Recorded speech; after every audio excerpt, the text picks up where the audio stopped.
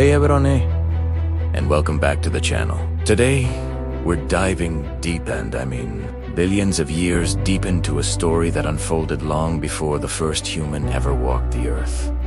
It's a story of immense, world-spanning oceans that were born, grew, and eventually vanished, shaping our planet in ways we're only just beginning to understand. We think of our world as a familiar map of continents and seas, but this is just a snapshot in time. Join me as we journey back to witness the rise and fall of Earth's ancient oceans. Our story begins on a young, violent Earth, about 4.4 billion years ago. Imagine a world bombarded by asteroids and comets, its surface a molten hellscape. But these very comets, cosmic snowballs of ice and rock, were delivering a precious cargo: water. As the planet gradually cooled, this water vapor condensed, and for millions of years, it rained and rained and rained. This wasn't just a storm. It was the birth of our planet's water. Slowly, shallow pools grew into vast, global seas. These weren't the salty, life-filled oceans we know today. They were fresh, hot, and rich in dissolved iron, likely giving them a strange, greenish hue. This was the primordial soup, a chemical-rich nursery where the first sparks of life would eventually ignite.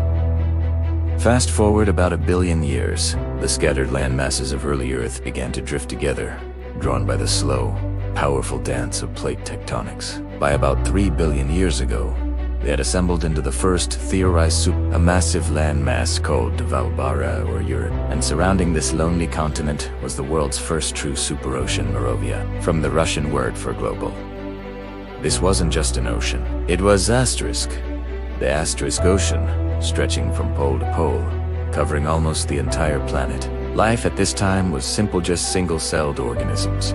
But within Morovia's vast, sunlit waters, these microbes were performing a miracle. They were photosynthesizing, slowly pumping a new, reactive gas into the atmosphere. Oxygen, this great oxidation event, would forever change the chemistry of the oceans and the destiny of life on Earth. Morovia was the cradle where our planet first learned to breathe. But the continents couldn't stay still.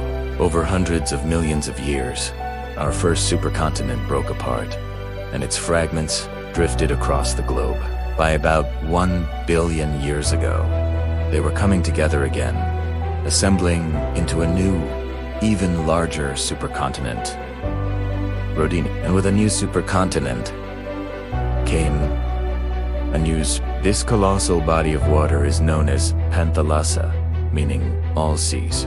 It was a truly immense ocean, even larger than our modern Pacific. But Rodinia's formation had a dramatic effect on the planet. The massive continent may have blocked warm ocean currents from reaching the poles, plunging Earth into a series of extreme ice ages known as Snowball Earth. For millions of years, Panthalassa may have been covered by a thick sheet of ice, with only a few pockets of slushy, open water near the equator. It was one of the greatest challenges life had ever faced, a planetary deep freeze. But even under the ice, life clung on, waiting for the thaw. When Rodinia finally began to break apart around 750 million years ago, the world warmed, the ice melted, and Panthalassa was reborn. The breakup of the supercontinent created new, shallow coastal seas, bathed in sunlight and rich with nutrients eroded from the land. This set the stage for one of the most incredible events in the history of life: the Cambrian explosion. About 540 million years ago, in these warm, shallow waters, life went from simple and small to big and complex with bewildering speed. This is where we first see animals with shells, skeletons, and eyes. Creatures like the trilobite, with its intricate armored body, scuttled across the seafloor, while the fearsome predator Anomalocaris patrolled the waters above. These Cambrian seas were a bustling, alien metropolis of new life forms, a vibrant testament to the creative power of evil. Panthalassa was no longer just a vast, empty ocean. It was a teeming, competitive world, the first true animal kingdom. As the continents continued their slow-motion ballet, the Paleozoic era saw the world's oceans become a complex network of seas and waterways. While the superocean Panthalassa still dominated one half of the globe. The other half was a dynamic puzzle of shifting lands and closing oceans. One of the most significant was the Rheic Ocean, which separated the northern continents from the southern supercontinent of Gondwana. At the same time, an ancient sea called the Tethys began to form, a warm, tropical wedge of water that would become incredibly important later on. These oceans were home to an ever-diversifying cast of characters. Armored fish, some the size of cars, ruled as apex predators. The first coral reefs appeared, creating massive underwater structures teeming with life. And by the end of this era, some of those fishy pioneers were even beginning to explore the land, using their fins to crawl onto the shores of these ancient seas. But this vibrant world was heading for disaster. The Paleozoic ended with the Great Dying, the largest mass extinction in Earth's history, which wiped out over 90% of all marine species, forever changing the face of the oceans. After the Great Dying, life slowly recovered, and the world entered the Mesozoic Eartha, Age of Reptiles. The continents were once again converging, this time to form the most famous supercontinent of all, Pangaea. Surrounding Pangaea was the still mighty Panthalassa, but wedged into the side of Pangaea's sea shape was the ever-expanding Tethys Sea. This warm, tropical sea was a paradise for new forms of marine life. While dinosaurs roamed the land, the oceans were taken over by a new dynasty of marine reptiles: long-necked plesiosaurs, dolphin-like ichthyosaurs, and the colossal, terrifying mosasaurs became the new masters of the deep. Panthalassa and the Tethys were their hunting grounds. The seafloor was covered in new types of plankton, and their shells, raining down over millions of years, would eventually form the massive chalk and limestone deposits we see today, like the White Cliffs of Dover. These oceans were a dangerous, dramatic theater of life, ruled by some of the largest and most fearsome predators our planet has ever known.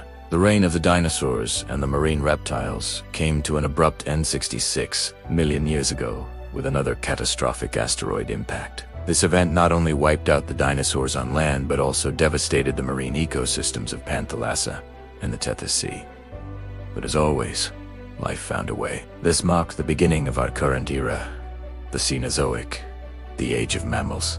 As the dust settled, the map of the world began to look much more familiar. Pangaea was long gone, and the continents drifted towards their modern positions. The Atlantic Ocean was born and steadily widened, separating the Americas from Europe and Africa. The mighty Tethys Sea, once a sprawling waterway, was squeezed shut by the collision of Africa and India with Eurasia, its last remnants being the Mediterranean, Black, and Caspian Seas.